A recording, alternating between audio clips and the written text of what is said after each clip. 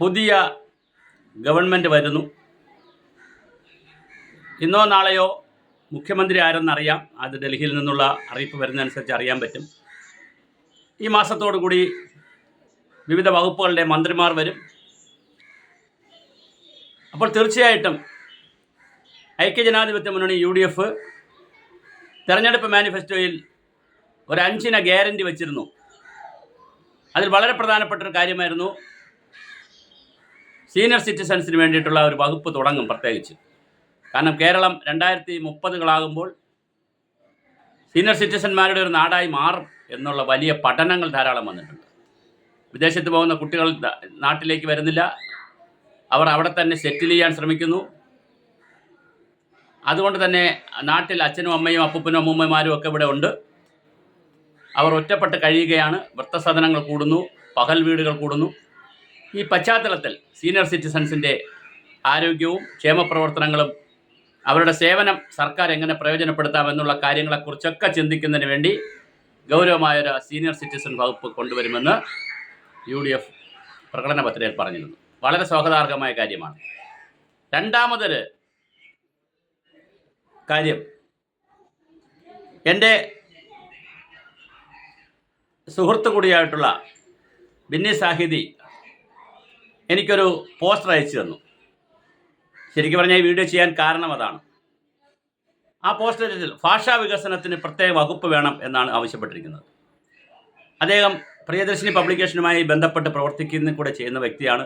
അപ്പോൾ ധാരാളമായി പുസ്തകങ്ങൾ പ്രസിദ്ധീകരിക്കുന്ന രംഗത്തൊക്കെ വലിയ സംഭാവന നൽകുന്ന ആളാണ്. ബേസിക്കലി അദ്ദേഹം അധ്യാപകനാണ്. അപ്പോൾ ഭാഷയോടും സമൂഹത്തോടും സംസ്കാരത്തോടൊക്കെ വലിയ സ്നേഹമുള്ള വ്യക്തിത്വമാണ്. അപ്പോൾ എനിക്കൊരു ഇത് അയച്ചു തന്നപ്പോൾ അങ്ങനെ ഒരു വീഡിയോ ചെയ്യണമെന്ന് എനിക്ക് തോന്നി. കേരളത്തിൽ ഭാഷയെ പ്രോത്സാഹിപ്പിക്കാനാണ് നമ്മൾ സംസ്കൃത സർവകലാശാല തുടങ്ങി. സംസ്കൃതത്തെ പ്രോത്സാഹിപ്പിക്കാനാണ്.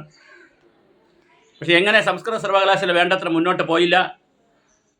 അവിടെ സുനിൽ പിള്ളേടത്തിനെ പോലെയുള്ള ഇടതുപക്ഷ ബുദ്ധിജീവികളെന്ന് അവകാശപ്പെടുന്ന കുറേ ആളുകളെ കുത്തിത്തിരികി കയറ്റി പിൻവാതിൽ നിയമനമൊക്കെ നടത്തി. എന്താണോ സംസ്കൃത സർവകലാശാല ഈ സമൂഹത്തിൽ ഉദ്ദേശിക്കുന്നത് അത് നടന്നില്ല. സംസ്കൃത സർവകലാശാലയുടെ ആ കാര്യം നടന്നില്ല. സമൂഹത്തെ സംസ്കൃത ഭാഷയിലുള്ള ഒരുപാട് സാഹിത്യ സൃഷ്ടികളും മറ്റുമൊക്കെ കേരളത്തിൽ പരിചയപ്പെടുത്താനുള്ള ഒരു ശ്രമവും നടന്നില്ല.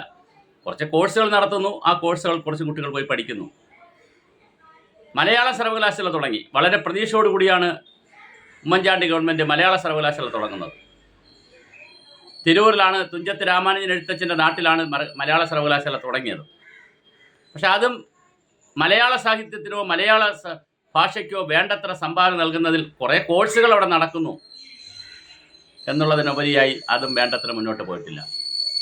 നമ്മൾ ഭാഷയെക്കുറിച്ച് വലിയ ആവേശപ്പെടുമ്പോൾ തന്നെ മലയാള ഭാഷ ഭരണഭാഷയാക്കണമെന്നൊക്കെ പറയുകയും അതിനൊരു ഭരണഭാഷാ വിഭാഗം സെക്രട്ടേറിയറ്റ് തുറക്കുകയൊക്കെ ചെയ്തിട്ടുണ്ട്. പക്ഷെ അത് വേണ്ടത്ര ഫലപ്രദമായി പ്രവർത്തിക്കുന്ന സംവിധാനമല്ല. 1-2 സ്റ്റാഫിനെ മാത്രം വെച്ചുകൊണ്ട് പോകുന്നൊരു പരിപാടിയാണത്. അതുകൊണ്ട് തന്നെ അതിൻ്റേതായ പ്രശ്നങ്ങളുണ്ട്. അപ്പോൾ അതുകൊണ്ട് ഇതെല്ലാം മനസ്സിലാക്കിയിട്ടാണ് ഭരണഭാഷ വകുപ്പ് തുടങ്ങണം എന്നുള്ള ബിന്നിയുടെ സാഹിതിയുടെ ഒരു കുറിപ്പ്, ഒരു പോസ്റ്റർ, ഞാൻ ഈ പോസ്റ്റർ ഇതിനകത്ത് ഇടുന്നുണ്ട്, വന്നത്. അപ്പോൾ എന്തായാലും പുതിയ സർക്കാർ വളരെ ഗൗരവമായി ആലോചിക്കേണ്ട ഒരു വിഷയമാണ്. എന്തായാലും സീനിയർ സിറ്റിസൺസിന് വകുപ്പ് തുടങ്ങുമെന്ന് പറഞ്ഞിട്ടുണ്ട്. അപ്പോൾ അതിനെ ആലോചിക്കേണ്ടതില്ല, തുടങ്ങിയാൽ മതി.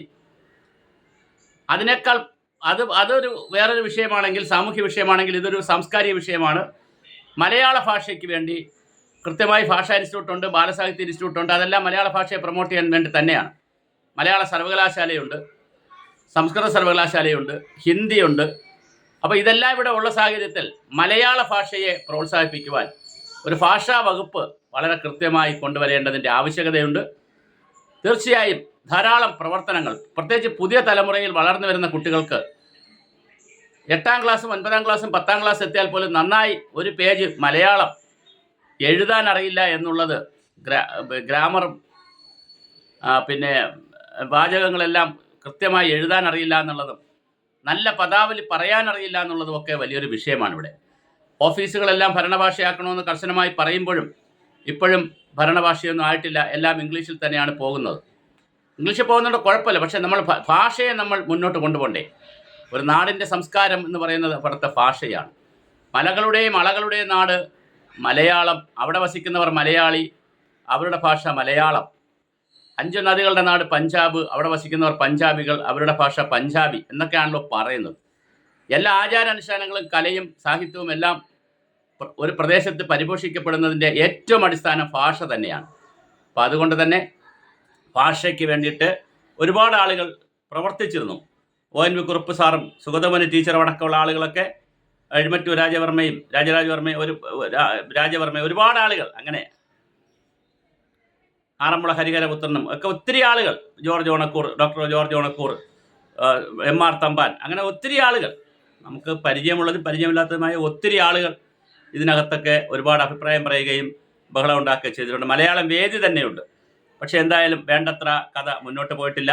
അപ്പോൾ 2 വകുപ്പിനും അതിൻ്റെതായ പ്രാധാന്യമുണ്ട്. സീനിയർ സിറ്റിസൺ വകുപ്പ് വരട്ടെ, അത് വരും. പക്ഷെ മലയാള ഭാഷയ്ക്ക് വേണ്ടി മനോഹരമായ ഒരു വകുപ്പ് തുടങ്ങി അതിൻ്റെ കീഴിൽ ഗവേഷണവും പഠനവും എല്ലാ ഓഫീസുകളിലും എല്ലാ കോളേജുകളിലും മത്സരങ്ങളും അതുപോലെ തന്നെ കലാ സാംസ്കാരിക പരിപാടികളും ഭാഷോത്സവങ്ങളും എല്ലാ പഞ്ചായത്തുകളിലും ഭാഷോത്സവങ്ങൾ നടത്തണം.